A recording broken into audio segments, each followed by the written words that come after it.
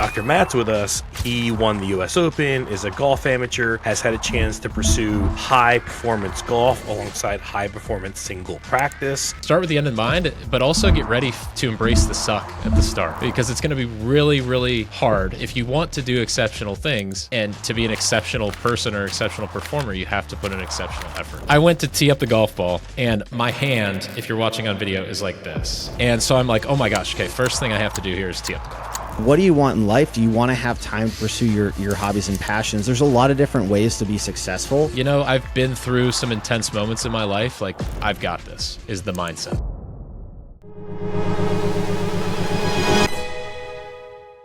Hey everybody, welcome back to Dental Unfiltered. I'm Matt Brown. I'm here with Dr. Andrew Vallow, and we have Dr. Matt Vogt today from the Dental Lifestyle Practice. And today we're going to talk about that subject. Like there's kind of two trains of thought out there. One train of thought is Andrew Vallow, who I've watched the last 4 years work tirelessly to the point of like exhaustion and maximum growth. And his life was rough the last 4 years from being on the front row watching. And then Dr. Matt's with us, and he won the US Open, is a golf amateur, has had a chance to pursue high performance golf alongside high performance single practice, which I will tell you from being a national level athlete in Brazilian Jiu-Jitsu, it kind of becomes one or the other. My life was on the mats 24/7 training, and I didn't have time for productive out of that life. So it's really impressive that you did that. Tell us, kind of what your feeling is, or like, tell us your definition of your starting point view of what is a lifestyle practice and what it enables you to do in life. Well, yeah, first off, thanks for having me on, guys. And that's a great question. That's a meaty first question about what a lifestyle practice is. I think a lifestyle practice, as it pertains to dentistry and to us as dentists, is a practice that fuels your life and allows you to do the things you want to do outside of being a great dentist, and doesn't control your life or isn't the other way around, like sometimes can happen with our businesses and our dental practices. So I say that's kind of the simplest way to put it in my mind. It's funny because so many people enter dentistry for the 3-day work week, and having exactly what you're talking about, I think they do it as a startup or first acquisition. They come out of associateship, and I think they get stuck in a black hole that never allows them to climb out and experience that. They end up like not being good at delegating, not being good at like kind of protecting time and saying, this is the time for X. And no matter what happens, that's the time for that. So, going to that, I'm a young doctor and I'm in the middle of doing my first startup, or I'm in the middle of doing my first acquisition. And, what would be your first advice for securing the possibility of not getting stuck in that black hole of being overwhelmed by ownership? And then once you're stuck, it's hard to get out and do this. Yeah, I mean, and Andrew, I'd love for you to chime in here, because I know you've lived this more so than most dentists ever will, myself included. But it takes a lot of hard work up front. Having a lifestyle practice is not to say, oh, I'm just going to work X amount of days per week and X amount of hours and my life's going to be awesome. I think having that vision, starting with the end in mind and having a vision for what you want out of practice, is really, really important. I say that all the time. Even if it's a client or someone who's like, hey, Matt, I'm thinking about starting or buying a practice. Like, what do I do? Start with the end in mind. Like, when are you going to retire? What's the vision for this practice when you're done? And so to not get stuck in that black hole of kind of like grinding and not getting what you want out of dentistry and maybe feeling burnt out, let's just start with the end in mind, but also get ready to embrace the suck at the start, because it's going to be really, really hard. If you want to do exceptional things and to be an exceptional person or exceptional performer, you have to put in exceptional effort. So I think that's the biggest mindset thing. If you have that mindset going into it, then things seem to fall in place a lot easier. So Matt, I think you absolutely nailed it, because when Matt was asking that question, I was thinking about intentionality. And I think that's what's so important in any terms of business and dentistry and startups and practice ownership. You've got to think about what you want as you're building it. And I think a lot of young dentists that I've talked to, they get stuck in that lean and mean startup mentality where they're trying to save costs. They're trying to find the smallest space available. Maybe they're looking for a 4-operatory practice that they can pick up for cheap, less rent, less square footage. But the problem is, as you start to grow that practice, it becomes very challenging, because you really are at that point. I mean, you're the only operator there. You don't have room to add more hygienists. You don't have room to add additional doctors. And I think there's different ways to go about this idea of a lifestyle practice. One idea is I think for some docs, you can be the only provider and you can work 3 days a week, but you need to maximize those days that you're there. So, and this was always me as a producer. I was a type of dentist. I like to be busy. I like to have my roller skates on. I like to have, 3 or 4 columns of my own while checking multiple columns of hygiene and seeing emergencies and everything else. But you can't do that out of a 3 or 4 hour practice. So, whether your goal is eventually to bring on associates or partners, or even if your goal is to be a sole provider, but you just want to be a very efficient, productive dentist, I think you need to have the number of operatories available. And I think that's one of the biggest failing points I've seen as dentists start to plan out their startups is you don't have to equip them all right away, but you've at least got to have the space there. Because otherwise you hit a wall and your only option is to move to a new building. And that's very challenging and expensive and time consuming at that point. So that was my first thought. And I'd love to get your take on that as well. But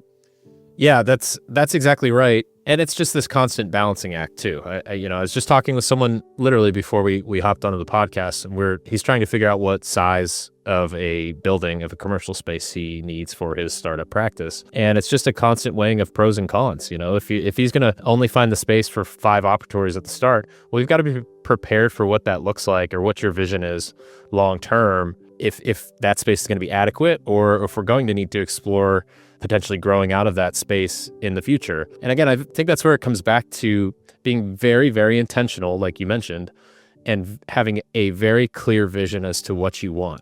This isn't the game of ownership, and the game of startups is not one for people who are wishy-washy. No, at all. That's my next question, actually. Yeah. If Andrew, in your scenario where, you're envisioning stepping out of clinical practice, building, freeing up your time, associates, partners, yeah, you're going to need more space. But there's plenty of people out there. I'm not really one of them, but there's plenty of people who want to practice clinically until they're 65 years old, and they just love dentistry and they love every second of it, and they just want to be a solo practitioner. And that is awesome. That is incredible. So maybe that person doesn't need the 8 operatories, right? Or however many operatories. But if you go into this without having a very true vision or having guidance on what your vision should look like, then it's just a big roll of the dice. And that's where people get into, whether it's a startup, an acquisition, they get into these experiences and ownership that are nothing like what they expected because they didn't think things through at the start. Well, and I think that having more operatories just gives you options. It gives you flexibility. And I don't think I've ever heard a dentist say, I wish I had built less operatories. That's just not something that I commonly hear. Whereas on the flip side, I very often hear, man, I wish I would have I wish I would have planned that out to add one more operatory, or I wish I would have went with a bigger space to get more operatory. So it does give you more options, and then you can kind of pivot your career path as you decide. I do want to backtrack here for a second, for our listeners. So for anyone not familiar with the lifestyle practice, this is something that I've come across over the years on podcasts. I've never worked with them, and you guys know so nobody on our podcast ever is paid to play. So we don't have sponsors, Matt. I bring on people typically that I've worked with in some capacity, or that I've just, really admired things that they've done. And so part of this story and part of why we have Matt on here today is, as Matt had started to allude to earlier, not only has Matt built this very successful practice, and, not only does he have this lifestyle practice, which I'm going to let him tell you guys a little more about here in a second, but he also qualified for the US Open, which, for anyone that doesn't know golf, I mean, that is a huge deal, as an amateur, as a dentist, to do something like that. It was a big story this year. And it's funny because it got me thinking, I built out this dental group. I used to work 6 days a week, as a newly minted dentist, for a while there. I was working in public health, driving an hour and 15 minutes, 5 days a week. And then I was doing a Saturday job at a DSO. And I did this for probably almost a year, 6 days a week, most Saturdays I was there. This is back in Ohio, 2017, maybe. Now, I haven't practiced clinical dentistry in over a year. I haven't seen a patient in over a year. I live in Florida, where the weather is pretty nice year round. I can't tell you how many golf courses within 2 miles of my house. I played more golf when I was in Ohio, back in 2017, when I was seeing patients 6 days a week, than I play now. So like when I heard this story about Matt and when Matt had reached out to me, this really resonated. Because, now again, this is lifestyles of a career. So, at this point in time, back then I didn't have any kids. Now I've got a almost 3-year-old. And, actually, I guess most of you don't know, but at this point we are telling people we've got another on the way. So we're going to have 2 small kids soon. I've got 10 dental practices. Yes, I don't see patients, but I'm obviously still pretty involved in running this whole thing. And so I think something that is intriguing to me and something that I think is important for dentists to consider is like, what do you want in life? Do you want to have time to pursue your hobbies and passions? There's a lot of different ways to be successful. And I'm sure in the future, I'll have a lot more time for things like golf and other hobbies that I want to pursue, just maybe not so much today. But I think that was probably a big draw for you, was creating this lifestyle practice that allowed you to have a successful practice, still have time for friends and family, still have time to pursue interests and hobbies and passions. So you're trying to find that balance, the best of both worlds. So I'd love for you to just take a couple minutes, tell us a little bit more about the lifestyle practice, kind of, how it started, where you're at with it now, and then tell us a little bit about your practice itself, and what that looks like. Yeah. So there's a lot to talk about there. And I look forward to having you guys on our podcast as well. And we're the same way. We don't have sponsors. Nobody pays to come on our practice. We just want to talk to people who have cool things to say about dentistry and about life, honestly. So my kind of quick story is that I started, we got done with dental school, it sounds like around the same time. I graduated in 2017, signed the lease on my startup the day after graduation. I had gotten the entrepreneurial bug. Found what I thought was a mentor or someone who's going to help me build my startup practice. And after I signed the lease, I had actually heard this guy on a bunch of podcasts and everything. He just kind of ghosted me. And it was kind of freaky, honestly. That sucks. Yeah, it did suck. Matt, Safety net. Just stop answering the call. Matt, thank you for commiserating, because it really frickin' So you made a $1 million plus purchase. And this guy was like, I'll be your training wheels. And then he just took them off and never came back. Correct. I'm not exaggerating the story. Yeah. I wish you were comfortable saying who it was. I can't. Sorry, some legal stuff involved, but yeah, I got you. Yeah. There's not, honestly. It was just a handshake, like, oh, I found a great mentor. This person maybe wants to do business together. Maybe there's some angle that can benefit him. I was naive, for sure. And this guy just kind of fell off the face of the earth. So here I am, like a month or two into a lease, working a DSO job with nothing, really. I don't even have a floor plan. I have a blocking diagram from design ergonomics. So I just had to figure it out. And yeah, it sucked. It was awful. And I messed up a lot of things. But at that point, I've jumped out of the airplane and it's like, well, you got to build your parachute before you hit the ground. And so I did. It was hard and just working tirelessly, working 3 days in my practice and 3 days in a DSO to kind of make things happen at the beginning. And fortunately, I picked a great location and had a lot of good things in place and had learned a ton to where I wasn't totally clueless. I knew enough to be dangerous. And so over time, just worked my ass off to build the practice. So around a year or two in, I met Justin Short, who actually founded the Lifestyle Practice. We're a coaching and consulting group for dentists. And working with Justin and having someone on my team, like I had originally planned, was one of the best things I ever did. So that's where we went from, year one, year two, solid 6-figure practice to just, the sky's the limit. And it was around that time, after working with Justin, that I started to get back into the game of golf outside of dentistry. And Andrew, I'm sure as you kind of feel and as you know, as your business grows and as you start to experience what you might call success, it like affords you a lot of choices. It's like, okay, where do I go from here? Do I purchase more practices? Do I grow this practice? Do I explore things outside of clinical dentistry? And so the trajectory of my practice kind of went in combination with my pursuits of amateur golf outside of dentistry. I had played college golf very briefly, but it was always a passion of mine. And so outside of practicing, outside of growing the practice, I pursued amateur golf, and this is pre-kids as well. And it just continued to grow from there. So now having multiple doctors in our practice, 10 team members, I still very much practice a few days a week.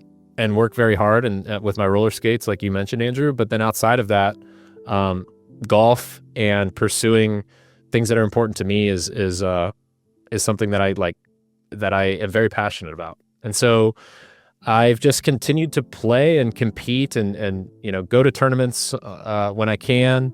And so it's just continued to grow. And then this year, kind of the floodgates opened, as a lot of people saw in June. Played in a qualifier for the U.S. Open after making it through the initial qualifier and made it through. And all the tears, all the stories, all the everything on every media outlet out there. And went home to the U.S. Open is being played in our hometown, Pittsburgh, Pennsylvania, at, of course, Oakmont Country Club. I'm from Pittsburgh too. Right.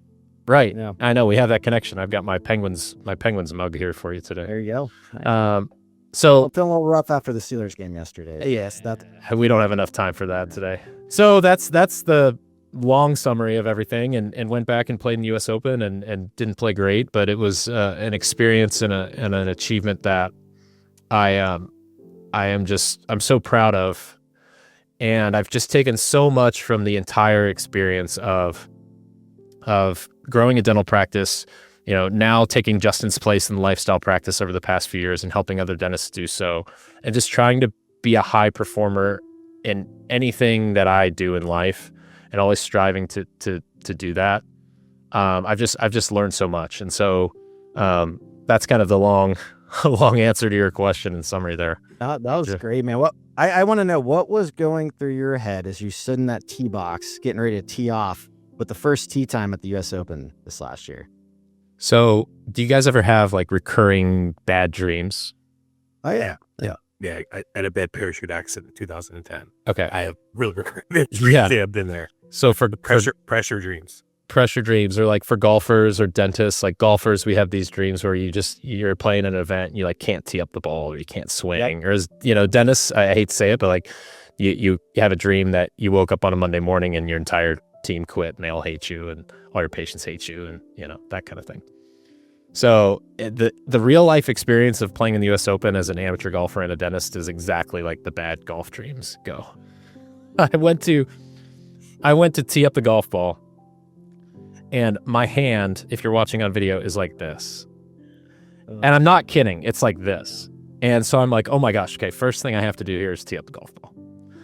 And then it was kind of taking me like a long time to tee up the golf ball. So now I'm like self-conscious about how long it's taking me. And at some point in that whole process, it's total blackout. It's just like, I just want to puke, just like get this over with. Yeah, I can imagine. I mean, but it was the most, I did not play well. I think I could have potentially like made the cut if I played really, really well, like incredibly well. But given the circumstances, I played very, very poorly. Do you feel like the pressure did impact your play, just like being on that big stage there, the nerves and everything? 100%. I have some good friends. One of my best friends played in U.S. Open. He was a professional golfer at the time, playing in the U.S. Open at Chambers Bay 10 years ago, and he was just a mini tour guy. He qualified for the U.S. Open. It was awesome. I mean, even as a pro, it's such an amazing achievement to play in a U.S. Open. And he did that, and he was like, "There was nobody watching me. Like, I just showed up in Washington State and played in the U.S. Open." So the pressure and just everything surrounding it was more pressure and more expectation than I could have ever imagined. But I'll tell you what, I going through that experience for golf, for life, for dentistry, you talk about pushing yourself out of your comfort zone. Like nothing will ever, within reason, nothing will ever intimidate me ever again. I mean, what could possibly be more pressure packed? You're going through a surgery, you've got to manage a bleed. Like, yeah, I've been through some intense moments in my life. Like, I've got this, is the mindset. So it was transformative, to be honest with you. But man, in the moment, it was brutal. I had a conversation with my brother-in-law over the Thanksgiving weekend, and we were talking about, I was telling him, I feel like in society these days, we make stress out to be such a bad thing. And I personally don't feel that way. I feel like it is good to put our body through difficult situations, stressful situations. I'm big on the cold plunge, and, there's mixed data on that. But I do feel like that's been a big part of our success with our dental group, is that, like, what's the scariest thing I can do? Like, all right, let's go ahead and do that. And that's allowed us to grow, exponentially faster than we would have, in most circumstances. So I feel like it's a similar mindset to what you're talking about there. Now, I was curious, after your appearance in the US Open, did your practice start to see more new patients? Did you get like recognition from the news and all of a sudden you start to see more patients flooding in, or were you guys just already maxed out where it didn't really make a difference? A little bit. Not that much, though. Not that much. I didn't really want it to, honestly. Yeah. I want people to, we're very busy, but I didn't really want the two things to combine. I would want people to come see me as a dentist or see our practice and our team because they believe in us, because they think we're great clinicians, not necessarily because they saw me on the golf course. Now, there's been some of that, and I love talking about it. It's not a secret by any means. Right. But no, it hasn't been like a focal point of things. Nor do I really want to try to. Did I really want to try to capitalize on the marketing opportunity? It's just not something that I wanted to do. I think it felt kind of weird. I wanted it to be something that was very cool that I did in truly in my personal life and my personal time, and not really like combine it with dentistry. I don't know if that's the right answer or not, but No, I mean, it makes sense, man. I understand. Like, it's you got like a little bit of that local celebrity status, and you wanted to try to keep some separation between that and the practice. So as far as your practice, so you've had your practice since 2017, when you just kind of, created your parachute, ripped off the Band-Aid, had your mentor fall through, or partner, or whatever it was going to be, and figured it out and worked with Justin. What does your practice look like these days? How many ops is it? How many days are you there clinically? And what are you doing on the days when you're not seeing patients clinically these days? So I'm very glad that I had started with the end in mind. We have 8 operatories, 3 full-time hygienists, and, multi 7-figure practice, to where I'm practicing usually 2 days clinically, most weeks. I have an associate. She's been on our team for the better part of, I think, 3 years. She tends to do 3 days a week, and we overlap on one of those days. We're both practicing at the same time. Okay. So there's definitely, you're always thinking about what the next move is for growth. And it's probably adding more doctor days at some point, but I'm always wanting to make sure that something like growth is not just for the sake of growth, because we've got a good thing where I'm happy with the time I'm spending in the practice. I'm happy with, quite frankly, the income and the lifestyle that it's afforded me. And it's just constantly weighing that, growth for the sake of growth, or is there a reason for us to do this? And I have those thoughts sometimes. I totally understand it, as we look at adding that next practice or adding another doctor or whatever it is. So you guys have 4 days that your office is open, and you guys overlap a day. You're doing Correct. 2, she's doing 3. Okay. No, that's great, man. So with the lifestyles practice, with the consultant stuff that you guys do, like, who are you usually looking to help, or who do you feel like you would be most helpful to? Is it people that are going through the startup process and they haven't actually opened a practice? Is it people that already have their practice and they're trying to transition what it is to afford more of that balance in life? Is it some combination? Like, who is your ideal client that you feel like you guys can be most impactful to? It's a combination of the two. So when I'm not in my practice, most of my time is spent doing some admin for the practice, but then it's working with the lifestyle practice outside of clinical hours. So I'd say it's a mixture of the two things you described. It's people who have either already owned or started a practice, and they're at that point, which I think we can all think of in our careers, where they're like, I'm done with this. I need help. I've done what I can do, and I need help, and I can admit that. Or it's people or dentists who are considering starting or purchasing a practice. I wouldn't say that's the most common scenario, but it's one of the best times, or it's one of the most fun times that I have in helping dentists, because as you know, Andrew, like starting from square one, getting location right, getting the practice right, getting the facility right, is like, it's this setting you up for success or failure going forward. So advising at that stage is something that's fairly common in what we do, and it's very rewarding, because it's just such a pivotal time, whether you're starting or acquiring your practice. Yeah, that's how I spend the majority of my time outside of clinical hours, and business hours, if you want to call it that, is working with TLP and working with our fellow dentists. So it's honestly a joy. It's something that's grown since I joined and took Justin's place a few years ago, and it's something that I want to continue to grow, because it's so fun to share in the success of others, and pass along knowledge as time goes on. It's a blast. I could talk about it all day. Nah, that's great, man. So, for anyone listening right now, guys, whether you feel like, you're looking for some type of consulting or not, my encouragement to you today would be, think about what you want in your practice. Whether you are early on, in that journey, whether you're just starting to look for a practice, whether you've already opened one, you're about to open one, you're about to buy one,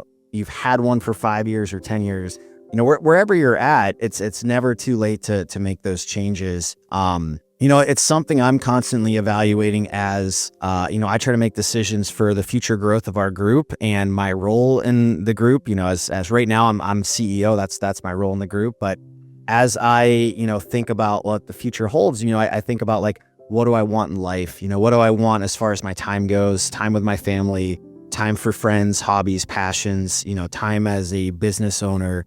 But I think that is something very important, because what you don't want to do is you don't want to just put your nose to the grindstone and, work super hard for the next 30 years and, have a successful business, have a successful practice, but realize that, you're not where you wanted to be in life because you devoted all of your time into growing that business. So I think that is, aside from some of the cool stuff we talked about, with golf, and aside from everything else today, that would be my biggest plea to the listeners today, is just think about what you want and are you set up on that path? And if you're not, like it's probably time to make a pivot. So again, guys, I have not worked with the lifestyle practices, but I have heard good things. I know some people that have worked with them. And I do feel like it's probably worth at least a conversation with Matt. If you are looking to make some kind of changes to find better balance, in your practice and in your life. Plus I'm sure Matt will talk to you about golf if you're interested. Matt, I appreciate you having it on. Other Matt, I'm sorry, I kind of stole, hosting this You're good. show, but I was excited to ask Matt. I don't know golf. Yeah, I could tell. No, I don't. You said I won the U.S. Open in your intro. I'm not judging you. I'm not judging you at all. But if I had won, you wouldn't be talking to me right now. I was about to say you probably wouldn't have him on here for one. I know golf is a game played on a giant playing surface with a tiny ball. That's my extent of golf knowledge. So I apologize. I just don't. No, not at all. No apology needed. There's not a whole lot going on. And the intro you gave into the conversation was, you mentioned just jumping out of an airplane. I used to do that for a living. I look like I can relate to that. It's scary. Like, you have to commit to the mission. That was the only thing I had. So I'm so happy Andrew was here. Everyone that's listening, Andrew was my safety net. It was awesome. Don't worry, Matt. I'll take you golfing. Maybe we'll start mini golf or something like that to kind of get your feet wet. But Matt, thank you so much for being on the podcast. We really appreciate having you. And I'm looking forward to, finding time to kind of switch gears and join you on your podcast so that you can, pick our brains a little bit more. Matt Brown, do you have any other questions for Matt today before we wrap things up here? No, we have to wrap things up. Matt, if somebody wants to reach you for the lifestyle practice, what is the best mode of communication to reach you? Yeah, so they can email me, matt@thelifestylepractice.com. You can obviously head to thelifestylepractice.com, learn more about us, learn about my partners, Derek and Steve, what they're all about, or listen to our podcast as well, the Lifestyle Practice Podcast. I can't wait to have you guys on. Andrew, I mean, we didn't even talk about you today, but scratching I would love to even just dive into just your journey. And I think you can provide a ton of value for our listeners who are looking to pursue multi-practice ownership. Lifestyle practice, like, it's not just about working 3 days a week and goofing off. Like, that's certainly not what we're about. It's about, like we said at the beginning, finding your vision, starting with the end in mind for what you really want out of your life and career, and then setting you on a path to hit that point. So I can't wait to hear more about what you've done, because I've tracked you over the years on Facebook groups, and I'm just like, dude, I got to talk to this guy. His motor and what he's doing is incredible. So I can't wait to have you on, and on our podcast as well. We can dive in. It'll be fun, man. I'm looking forward to it. Well, everyone, thanks for listening today. As always, if you've been enjoying the podcast, Matt and I would really appreciate if you take a moment, leave a review, share it with someone else. Again, we have no sponsors. We get paid nothing for doing this. This is our way of kind of paying it forward, everything we've learned in the dental community. So I hope everyone has a great day, and we'll talk to you guys again soon. Thanks. Yeah, please hit like, subscribe, share. Also, guys, remember, in the description below is the link to our virtual study club with 415 dentists in it now. And we do webinars once a month for free. The last one was on how to drop PPOs with Tom Orant. We have a phone one coming up that's pretty good. So guys, please click like, subscribe, and join our virtual study club on WhatsApp. Thank you guys so much, and have a great day.